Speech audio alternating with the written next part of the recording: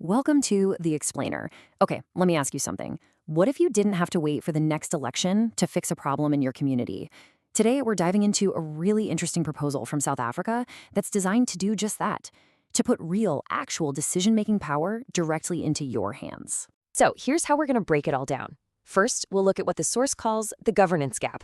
Then we'll get into 3 powerful tools designed to close that gap: the people's budget, citizen-led laws, and the power of recall. And to wrap it all up, we'll see what the plan is to take this whole thing from just an idea to an actual reality.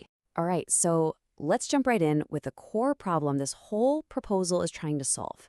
It's this idea of a major gap, a disconnect between the promise of local democracy and the reality that a lot of people are experiencing day to day. And, let's make this personal for a second. Just think about your own neighborhood. When it comes to how money is spent or what local rules get passed, do you really feel like you have a voice? I mean, a real voice? That question right there is the starting point for everything we're about to dig into.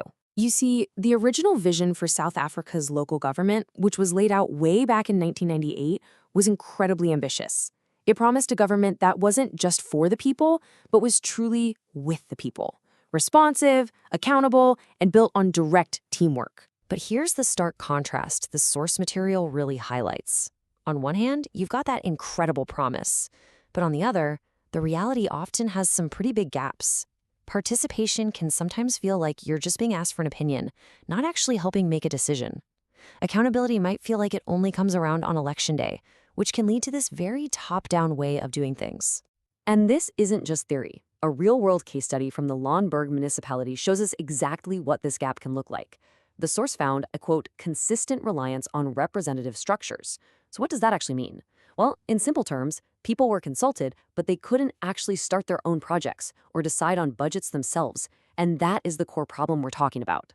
Okay, so how do you even start to fix a gap like that? Well, the first tool that's proposed goes right for the wallet. It's a concept called participatory budgeting, or as we'll call it, the people's budget. And the idea here is both really simple and honestly revolutionary.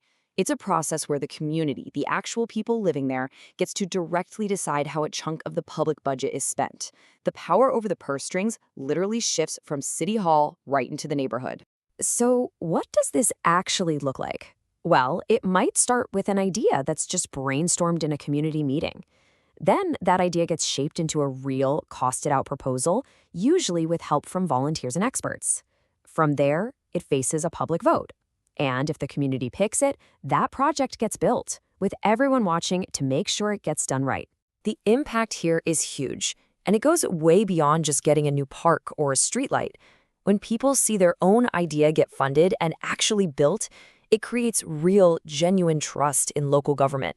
It makes sure that the budget is spent on what the community actually needs, not just what officials think it needs. All right, next up, we're moving from the power of the purse to the power of the pen.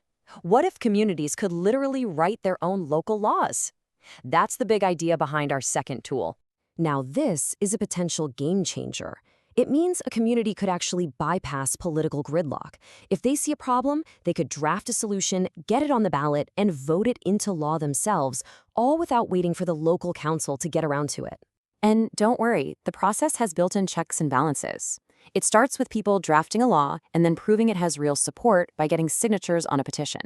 Once officials check everything and make sure it's all legally sound, it goes to the people for a direct vote. And a yes vote, well, that turns the citizen-led idea into binding law. So why does this matter so much? Well, for one, it can unleash all these creative, ground-up solutions that a council might never even think of.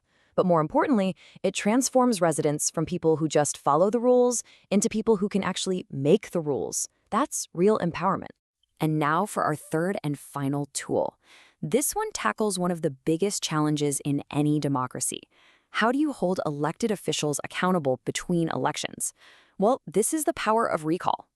The recall mechanism is pretty much exactly what it sounds like. It's the power for voters to fire an elected official before their term is even up. It basically acts as a constant check on their performance, making accountability an everyday thing, not just something that happens once every few years. And just like the other tools, this is a structured process. It kicks off with a petition that clearly states the reasons for the recall, and it needs a lot of public support through signatures. That petition is then carefully verified. If it's valid, a special recall election is held where voters get to decide should this official stay or go. If the vote is to recall, they're out of office. Simple as that. The impact here is profound. Just the threat of a recall can be a super powerful way to discourage misconduct or just plain inaction. It gives citizens real leverage against poor performance and forces representatives to stay connected to the people they serve because they know their job is always on the line. So we have these three really powerful tools, but how do you actually make them happen? I mean, this is a big change. Well, the good news is the proposal doesn't just throw the idea out there. It lays out a practical path to get from here to there. The proposal lays out a careful 4-phase rollout. Step 1, you've got to amend the laws to even make this possible. Step 2, test these tools out in a few pilot programs to see what works best. While that's going on, Step 3, build up everyone's skills with training. And finally, Step 4, launch public awareness campaigns so that every citizen knows how to use their new power.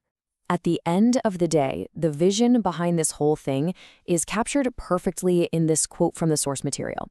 It's all about changing citizens from being passive recipients of services into becoming active architects of their own development. I love that phrase. And that really brings us to our final thought. Let's forget the theory for a minute and just make it personal. If you actually had the people's budget, or the power to create a local law, or the right to recall, what would be the very first thing you do? What's the one change you would fight for in your community? It's a pretty powerful question to think about. Thanks so much for joining us.